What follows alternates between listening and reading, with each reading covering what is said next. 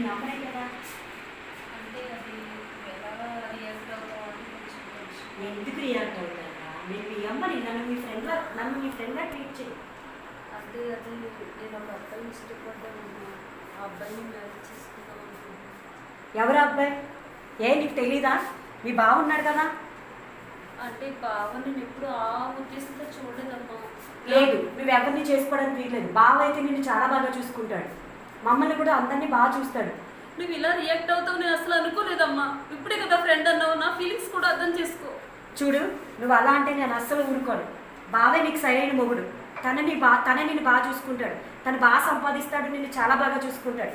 ఇంతకు మించిన అబ్బాయిని మేము ఎవరిని చూడలేం. చూసుకుంటాం, అందరూ మోసం చేస్తారు. ఫస్ట్ నా మాట విను. నువ్వు మాట్లాడద్దు, దయచేసి నా మాట విను.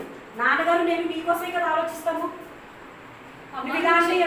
నువ్వు చెప్పేది ఓకే అమ్మా, కానీ నా స్టడీ పర్పస్ నేనేదే అని ఆలోచించానంటే అది కూడా ఆలోచించి తీసుకుంటాను కదా నిర్ణయం. నీకు ఏది ఇష్టమైనా సరే బాగా చూసుకుంటాడు, అంతా బావే చేస్తాడు. నువ్వు ఆలోచించు. పెద్దవాళ్ళం మేము ఎందుకు చెప్తున్నామో నువ్వు వినాలి. అమ్మా మీ టైంలో ఉన్నది వేరు, ఇప్పుడు ఉన్నది వేరమ్మా. అందుకని ఇప్పుడు ఇంకా రోజులు అస్సలు బాగాలేదు, జాగ్రత్తగా ఉండాలనే చెప్తున్నాను. దయచేసి ఒకసారి వ్యక్తితో మాట్లాడి చూడమ్మా ప్లీజ్ అమ్మా. అసలు వద్దు, ఎవరిని చేసుకోవద్దు. నువ్వెవరినైనా చేసుకుంటామంటే మేము మిషన్ దాకా చచ్చిపోతాం. ఇదే నీ నిర్ణయమా? అవును. అయితే నువ్వు చెప్పేది కూడా విను. ఆ అబ్బాయిని చేసుకోకపోతే నేను ఈ క్షణమే చచ్చిపో. అలా అడగమ్మా, నీ మాట మేము కాదలేం కదా.